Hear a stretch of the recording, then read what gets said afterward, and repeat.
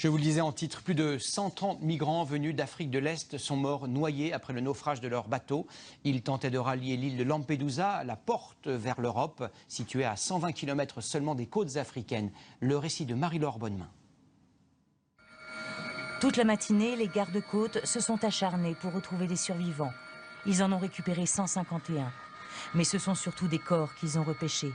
Des corps d'hommes, de femmes et même d'enfants qu'ils ont ramenés au port de Lampedusa. C'est la pire des tragédies pour l'île de Lampedusa et j'espère que tout le monde l'entendra. J'espère aussi que vous comprendrez qu'on en a assez de récupérer des corps. Sur l'île, l'émotion est immense. Ces immigrés n'étaient qu'à quelques centaines de mètres de leur Eldorado. Ils étaient près de 500 à fuir leur pays, la Somalie ou l'Érythrée. C'est en Libye qu'ils ont pris la mer sur une embarcation de fortune. Le 3 octobre 2013, un bateau qui a embarqué 500 hommes, femmes et enfants, en grande partie originaires d'Érythrée, fait naufrage près de l'île italienne de Lampedusa.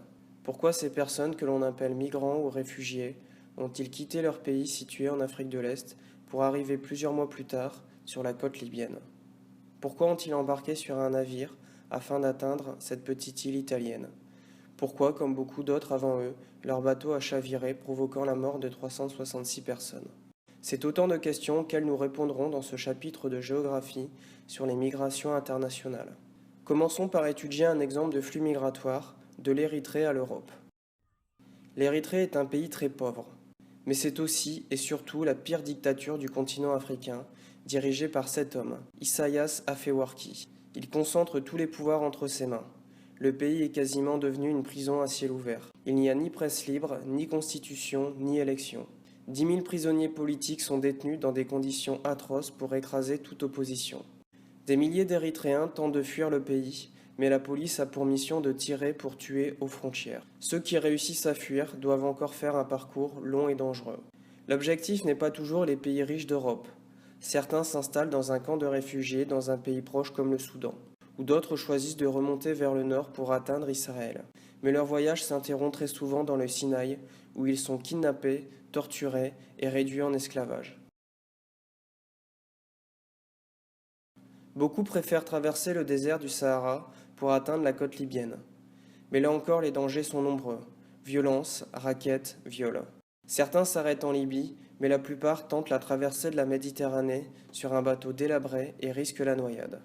Les Érythréens arrivent alors à Lampedusa. Ils constituent le deuxième groupe de migrants entrant en Europe après les Syriens. Les migrants remontent ensuite l'Italie. Quelques-uns s'y installent, mais la plupart se rendent facilement en France, car il n'y a plus de frontières à l'intérieur de l'Union européenne. Dans tous les pays européens, le migrant peut remplir un formulaire de demande d'asile et expliquer les raisons de sa demande. En cas de refus, il fera l'objet d'une obligation de quitter le territoire. Mais la France n'est souvent qu'un pays de transit. Beaucoup tentent de se rendre en Angleterre, car ils parlent la langue, ont des liens familiaux ou pensent pouvoir y trouver facilement du travail. En attendant d'essayer de traverser la Manche, en se cachant dans un camion par exemple, ils s'entassent à Calais dans des camps provisoires très insalubres et très dangereux.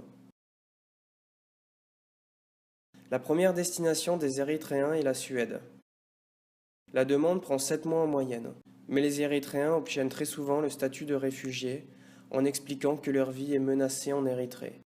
C'est le cas de l'athlète Meraf Bata, qui a quitté l'Érythrée pour la Suède en 2008. Elle fut d'abord placée dans un camp de réfugiés politiques, puis elle obtient la nationalité suédoise en 2012 et est autorisée à concourir pour la Suède depuis 2014. Elle participe fin juillet au championnat d'Europe et remporte le titre du 5000 mètres.